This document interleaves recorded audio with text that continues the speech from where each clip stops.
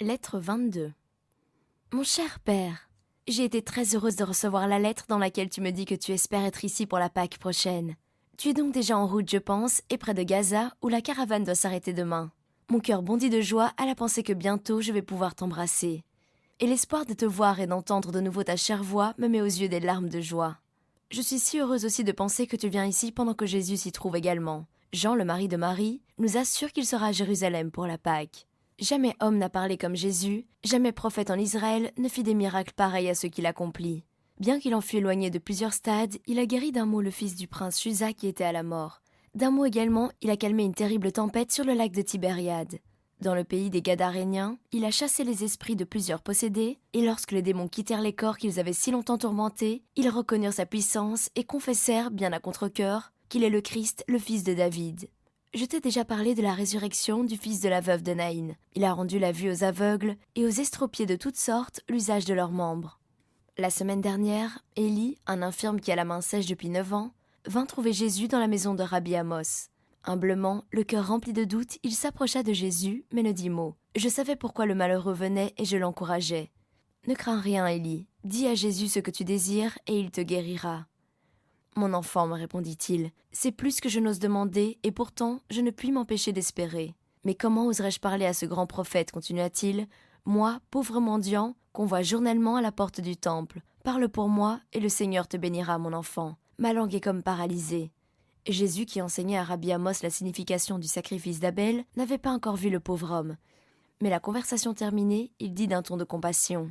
« Viens à moi, Élie, et dis-moi ce que tu voudrais que je fasse pour toi. Ne crains point, car si tu crois, il arrivera ce que tu désires. » Alors Élie, s'approchant, se jeta aux pieds de Jésus et les embrassa en disant « Rabboni, je suis un pauvre pécheur. Je crois que tu es le Christ, le Fils du Dieu vivant. » « Crois-tu, Élie, que je puisse te guérir ?» lui demanda Jésus en fixant sur lui un regard profond.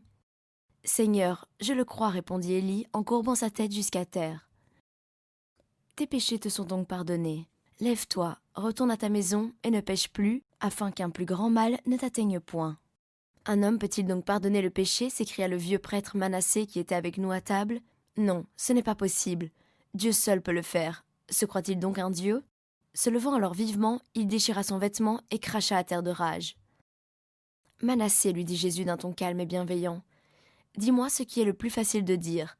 Tes péchés te sont remis, ou étends ta main et elle deviendra saine comme l'autre. » Faire cette dernière chose me semble plus difficile que la première, répondit Manassé, très étonné de cette question. Qui donc peut faire cela, prêtre ? Dieu seul qui nous a créés, répondit Manassé en regardant la main sèche d'Élie. Si Dieu seul peut guérir et que lui seul peut remettre les péchés, ce sont donc là des œuvres de Dieu ? C'est pourquoi, continua Jésus, se tournant vers l'infirme, je te le commande, Élie, étends ta main et elle sera guérie. L'infirme regarda Jésus avec un regard confiant et étendit son bras. Soudain, ce bras devint semblable à l'autre. Le changement eut lieu si vite que nous pûmes à peine nous en rendre compte. Étonné et plein de joie, Élie agitait son bras comme s'il n'en pouvait croire ses yeux. Puis il se mit à chanter un chant de louange à la gloire de Jéhovah et se jeta aux pieds du prophète en s'écriant « Tu n'es pas un homme, mais l'envoyé de Dieu. » « Te voilà guéri, Élie, dit Jésus d'une voix grave. Sers et adore Dieu et ne pêche plus. Maître, tu sais toutes choses. Voici, mes péchés ne te sont pas inconnus. Homme frère, continua-t-il, c'est avec raison que ce saint prophète ou cet ange de Dieu m'a dit avant de guérir mon bras, tes péchés sont pardonnés. Car sachez que cette main desséchée était la punition d'une grosse faute que j'avais commise. J'avais écrit pour le lévite Phinéas un parchemin et je changeai un chiffre dans le compte pour gagner 4 cycles d'argent. Immédiatement après, je sentis ma main se paralyser. Cela m'est arrivé il y a environ 8 ans. Mais depuis, j'ai demandé pardon à Dieu avec un cœur véritablement contrit. En entendant cette confession, Manassé s'écria étonné. Vraiment, Dieu s'est souvenu d'Israël. Le temps de l'accomplissement de ses promesses est arrivé. Oui, Jésus de Nazareth, tu es le Fils du Très-Haut. Pardonne-moi aussi mes péchés. Et l'orgueilleux prêtre, se jetant aux pieds de Jésus, inclina son front couronné de cheveux blancs en signe d'adoration. Si les péchés secrets de l'homme sont ainsi connus de Jésus, mon cher Père, s'il peut pardonner les péchés aussi bien que guérir les maladies, ne devons-nous pas, comme Ésaïe, le nommer l'admirable, le conseiller, le Dieu fort, le prince de paix ? Je dis comme Manassé, qui donc sinon Dieu peut pardonner les péchés ? Mais que tout cela est admirable, quel grand, quel divin mystère que celui d'un Dieu se manifestant en la chair. Jean, le disciple bien-aimé, dit que Jésus lui a déclaré que le jour n'est pas loin où le voile qui cache tout cela à nos yeux disparaîtra, et qu'alors nous connaîtrons, nous saurons qui il est et pourquoi il est venu sur la terre. La fête de Pâques approche et nous allons le voir dans sa gloire et sa majesté. J'apprends à l'instant que Lazare, le frère chéri de Marie et de Marthe, est tombé subitement malade, et je termine cette lettre pour accompagner à Béthanie ma cousine Marie, car nous venons de recevoir un message pressant nous priant de venir le voir.